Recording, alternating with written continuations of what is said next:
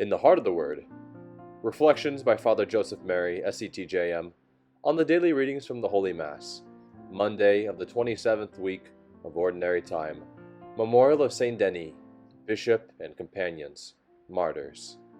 God bless you, dear family. Today in the Heart of the Word, Jesus teaches the parable of the Good Samaritan.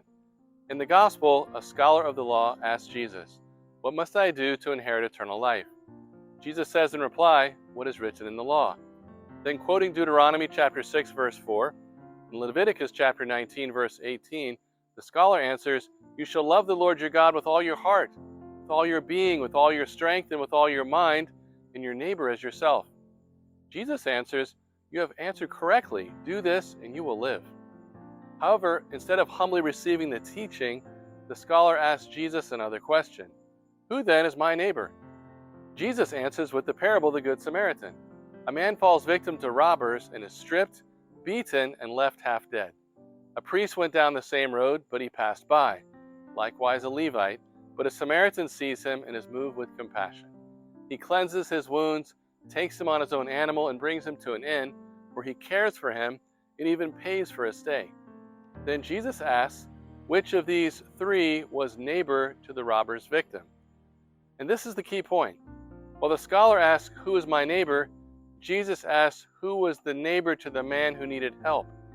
My brothers and sisters, the fundamental question is not who are they, but who am I? The scribe asks, what is the obligation the other person puts on me? But Jesus asks, what is my obligation to the other person?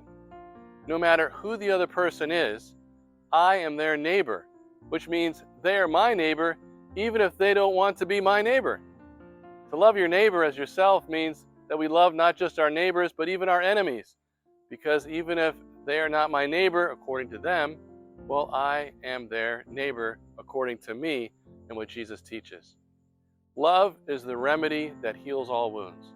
Love is the greatest commandment because the only adequate response to the human person is love. Let us listen to these words of Mother Adela. The only way to live the vocation of love is in communion with persons, and we can only come to fully realize ourselves and discover our identity by giving ourselves to one another in love. All for the heart of Jesus, through the heart of Mary.